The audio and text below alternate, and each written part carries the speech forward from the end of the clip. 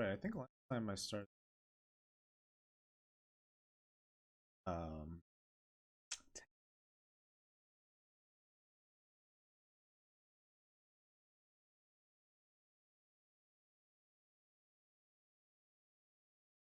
good on YouTube. We're good. Cool. All right. Welcome.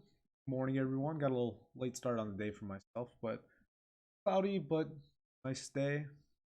Gonna get into the Tao Te Ching. Still got a lot to do today, so I'm just gonna get right into it. Actually, I've been really, um, you'll see why. I'm just gonna get into it. Verse 27. Wisdom is effortless. The expert traveler leaves no footprints. The expert speaker makes no mispronunciations. The expert in calculation needs no calculator. The expert in closing things needs no lock. Yet not one can be opened what has been closed. Oh shoot, I completely misread that. I'm going to start over there. The expert in closing things needs no lock. Yet not one can open what has been closed. The expert in binding uses no knots. Yet no one can pull apart what has been bound. The expert in caring for things never wastes anything. The expert at helping people never abandons anyone. These are the paths to enlightenment. Those who arrive at their destination teach those who are still on the path, while those still on the path are sources of wisdom for the teachers. I'll have to re-record this at some point, obviously, but not a problem. Verse 28. The fusion of opposites. To know the masculine and be true to the feminine is to be the waterway of the world. To be the waterway of the world is to flow with the great integrity, always swirling back to the innocence of childhood. To know yang and to be true to yin is to echo the universe. To echo the universe is to merge with the great integrity, ever returning to the infinite. To know praise and be true to the lowly is to be a model for the planet. To be a model for the planet, to express the great integrity as the primal simplicity, like an uncarved block. When the uncarved block goes to the craftsman, it is transformed into something useful. The wise craftsman cuts as little as necessary because he follows the great integrity.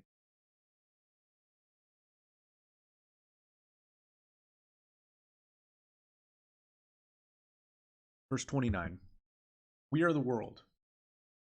Those who have most power and wealth treat the planet as a thing to be possessed, to be used and abused according to their own dictates.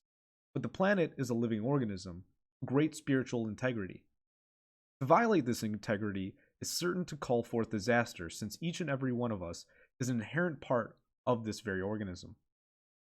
All attempts to control the world can only lead to its decimation and to our own demise, since we are an inseparable part of what we are senselessly trying to coerce.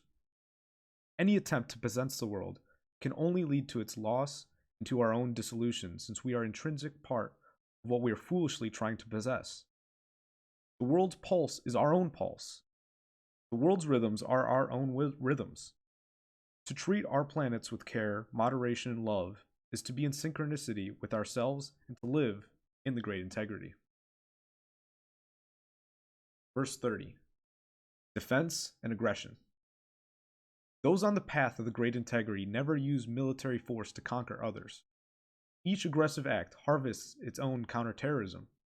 Wherever the military marches, the killing fields lay waste to the land, yielding years of famine and misery. When attacked, those on the path of the great integrity defend themselves benevolently, never using revenge. Achieve success without arrogance, without seeking glory, and without violating others. Aggression leeches our strength and humanity, subverting the great integrity, inviting disaster. Verse 31. War. The finest weapons are the worst evils. They are universally loathed, therefore, help guide your nation to the non-aggressive path. The wise hold steady on the passive yin path. Those who are aggressive prefer the active yang. Weapons are instruments of coercion and devils of death. Resort to them only in dire necessity. Peace is our natural state of being. If weapons must be wielded to defend ourselves, We are victorious, never rejoice. Can there be a joy over the slaughter of others? On joyous occasions we tune with the yang side, on sad occasions with the yin. During battle, the soldiers on the left are on the left side, yang, engaging in combat. The commanders on the right side, yin, observing the action. After the battle, the soldiers who have slain others move to the yin side, and they mourn, while it's the commanders, now on the yang side, who are celebrating the victory, even though it's actually a funeral. Verse 32. Is it not time to unify the fragments? Although the great integrity is infinite, and therefore undefined, it is silent in its primal simplicity. Nothing is its superior. When humanity embraces the great integrity, all life on earth will be grateful. All yin and yang will be harmonized in the sweet daily dew, and peace will reign on the planet without anyone commanding it. When the primal simplicity atomized into 10,000 fragments with their 10,000 names, our planet became endangered. Now, are there not enough fragments? Is it not time to stop and return to the universal sea from which all streams had emerged? To return to the great integrity is to obliterate the list of the 10,000 endangered species. I believe that is the end. That's verse 32. I'll begin again with verse 33. Who are you? Next Sunday. Haven't really pinned down a time, but haven't really had many live viewers. I just kind of do. My plan is to do afternoon, and then whenever. Really enjoying this. If you're enjoying it as well, let me know. I'm open to. That's the thing, is I have to leave right now, but if you let me know that you'd like to be a part of the conversation, I'd like to set aside after the discuss them. They're it's kind of creepy how much they're hitting home. I feel like each week, like a lesson I have to hear. Homily and Catholic mass. That's what bothered me.